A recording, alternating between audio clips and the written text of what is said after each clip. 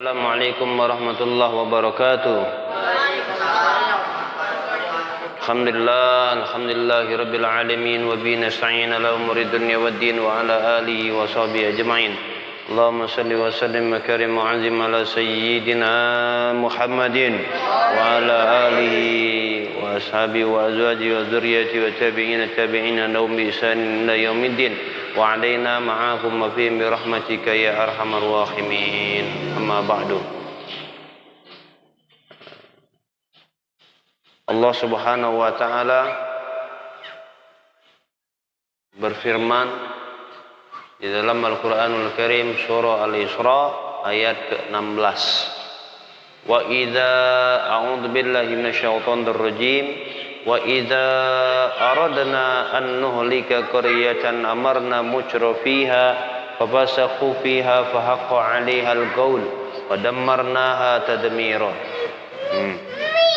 Dan apabila Allah Subhanahu wa taala, kata Allah Subhanahu wa taala, apabila kami berkehendak an nuhlika qaryatan, untuk membinasakan satu negeri, tidak membinasakan, menghancurkan satu negeri, satu kampung, satu RT, satu wilayah. Amarna mutrafiha wa fasaku fiha.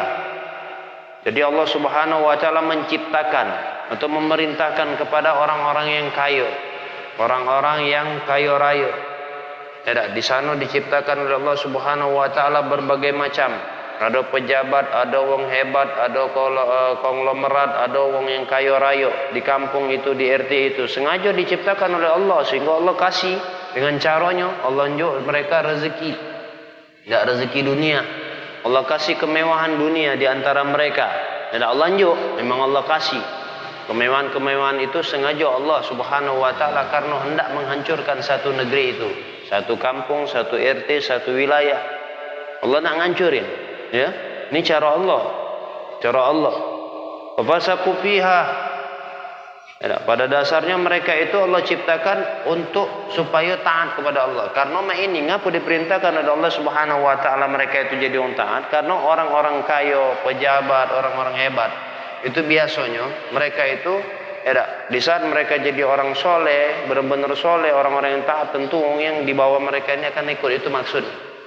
Tapi pada dasarnya mereka ini supaya itu. Tapi tiba-tiba mereka ini ingkar akan Allah Subhanahu wa taala, ingkar akan perintah Allah. Ya. Karena mereka ingkar dengan perintah Allah, mereka itu menjadi ahlul maksiat.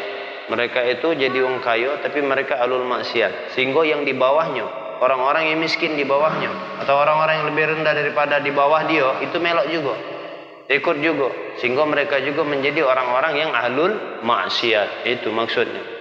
Jadi sengaja Allah ciptakan orang-orang seperti ini. Jadi kalau kita nengok dalam satu kampung, satu RT, satu wilayah, satu negeri, pertanda-pertanda ini kita perhatiin mereka. Ada orang kaya tapi mereka itu ahlul maksiat, ahlul mungkar.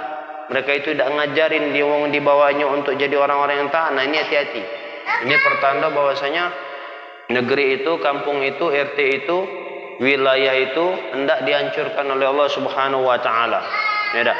Wa haqa 'alaihal qaul, maka sudah berhak kata Allah Subhanahu wa taala, sudah berhak kata Allah Subhanahu wa taala apa haqa 'alaihal qaul. Ada apa yang sudah diucapkan oleh Allah Subhanahu wa taala itu untuk berhak terjadi. Damarnaha tadmira, maka kemudian kami menghancurkan negeri itu sancur-hancurnya. Allah buat hancur negeri itu sancur-hancurnya. Allah buat hancur kampung itu sancur-hancurnya. Allah buat hancur RT itu sancur-hancurnya. Terus ada satu hadis yang menyatakan waktu itu Sayyidah Aisyah, di saat Allah berkehendak untuk menghancurkan juga negeri itu, kampung itu, RT itu, cak mana ya Rasulullah, sedangkan di tengah-tengah mereka itu ada orang yang masih soleh, ada orang yang sholat, ada orang yang ibadah, ada orang untuk cuma nak berniaga, sekedar untuk berjualan. Benar kata Rasulullah, tapi mereka kelak akan dibangkitkan sesuai dengan keadaan hati mereka. Keadaan hati mereka. Jadi ini pertanda. Ya, kalau ada di kampung kita, ya, banyak wong kaya, banyak wong pejabat, banyak wong hebat, tapi mereka itu menganggap sepele akan sunnah-sunnah Nabi Muhammad, menganggap sepele yang diperintahkan oleh Allah, itu pertanda bahwasanya kampung kita, RT kita, RW kita, negeri kita itu bakal ada sesuatu perkara yang besar. Tidak sesuatu perkara yang besar. Makanya, ya. Jadi penting ya, bagi kita untuk mempersiapkan diri supaya kita jadi orang yang soleh, supaya kita menjadi orang yang taat pada Allah, supaya kita patuh dan taat pada Allah dengan cara menjalankan seluruh perintah Allah, meninggalkan segala larangan Allah. Supaya kita ini kalau ditakdirkan oleh Allah menjadi orang kaya, kita tidak dimaksudkan daripada firman Allah ini. Tidak, karena sudah ada contohnya. Nabi Nuh, zamannya Nabi Nuh sudah dihancurkan. Zamannya Fir'aun Allah hancurkan. Allah hancurkan Fir'aun, Qarun Allah hancurkan. Satu negeri, satu kampung Allah hancurkan. Memang itu sudah jadi kehendak Allah, cara Allah. Tidak.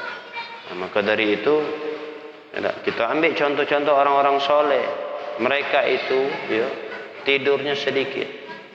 Orang-orang soleh itu taat. Orang-orang soleh itu patuh sama Allah. Orang-orang soleh itu takut sama Allah. Makanya rezeki mereka itu seolah-olah tidak pernah kurang. Mereka itu cuma ngandalin Allah. Mereka itu berharapnya sama Allah.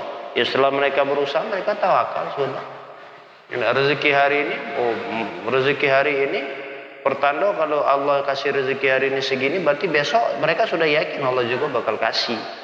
Jadi itu mereka orang-orang soleh. Karena ngapa di hatinya cuma ada Allah. Di hatinya cuma ada Allah. Itu orang-orang soleh. Ini bentuk daripada ayat ini menjelaskan ya, bahwasanya itu pertanda. Makanya kemudian ngapu kampung kita ini masih aman, ngapu negeri kita masih aman, karena masih ada orang-orang soleh, karena masih ada orang yang benar-benar soleh, yang hatinya itu cuma Allah, yang hatinya cuma Allah, hatinya ada ngarap sesuatu dunia, hatinya ada ngarap sesuatu tentang dunia. Wa ma kana Allah liyu'adzibahum wa anta fihim wa ma kana Allah mu'adzibahum wa hum yastaghfirun. Kata Allah Subhanahu wa taala dalam Al-Qur'an surah Al-Anfal surah yang ke-8 ayat ke-33, Allah Subhanahu wa taala ngomong, "Wahai Muhammad," ini perkara untuk kaum Quraisy menantang Nabi Muhammad. Jadi Allah Subhanahu wa taala jawab lewat ayat ini, bagaimana kami hendak memberi azab kepada mereka duhai Muhammad, sedangkan engkau duhai Muhammad masih berada di tengah-tengah mereka. Ya. Terus bagaimana kami akan mengazab satu kampung, satu negeri, satu wilayah, sedangkan di tengah-tengah mereka itu masih ada orang yang beristighfar di malam hari, masih ada orang yang bertahajud di malam hari, masih ada orang minta ampun di malam hari, masih ada orang yang benar-benar soleh hatinya tuh, netesin banyunya minta ampun sama Allah untuk umat Nabi Muhammad. Orang-orang soleh itu di malam hari tidurnya sedikit. Orang-orang soleh itu banyak. Mereka itu hatinya cuma bisa jerit sama Allah. Orang-orang soleh itu cuma bisa minta, hatinya cuma minta sama Allah. Keselamatan untuk umat Nabi Muhammad, keselamatan untuk umat-umat muslim, itu orang-orang soleh. Paham? Orang-orang soleh itu berdoanya bukan untuk diri dewek. Orang-orang soleh itu bukan, mereka tidak minta lagi, ya Allah beri aku rezeki hari ini, ya Allah. Tidak. Ya Allah aku butuh duit sekian, ya Allah turunkan duit aku sekian, ya Allah. Tidak. Mereka itu paham dengan permasalahan yang mereka miliki. Mereka yakin ini dari Allah. Sudah, mereka tidak pusing dengan adanya kebutuhan mereka. Mereka yakin ini dari Allah. Mereka tidak pusing. Apapun yang terjadi mereka siap menghadapinya dalam permasalahan dunia. Tapi orang-orang soleh itu selalu berdoa sama Allah, ya Allah, ya, minta ampun untuk kaum muslimin, muslimat, mukminin dan mukminat. Minta rahmat untuk kaum muslimin dan muslimat, mukminin dan mukminat. Itu orang-orang soleh. Di hati itu umat. Di hati orang-orang soleh itu umat. Di hati orang-orang soleh itu umat Nabi Muhammad, para kaum muslimin, para kaum muslimat. Itu yang ada di hati orang-orang soleh. Nah, ini untuk berbicara soal orang-orang soleh. Jadilah kita orang-orang yang soleh. Ya, orang-orang soleh itu tidurnya sedikit. Orang-orang soleh tidurnya sedikit. Jadi untuk menghindari daripada azab, untuk menghindari daripada kita menjadi golongan wong-wong yang bakal diazab oleh Allah, golongan orang-orang yang bakal diazab oleh Allah, kurangi tidur. Tapi banyaklah begadang. Wah, kalau saya itu begadang cak mana? Begadang karena Allah.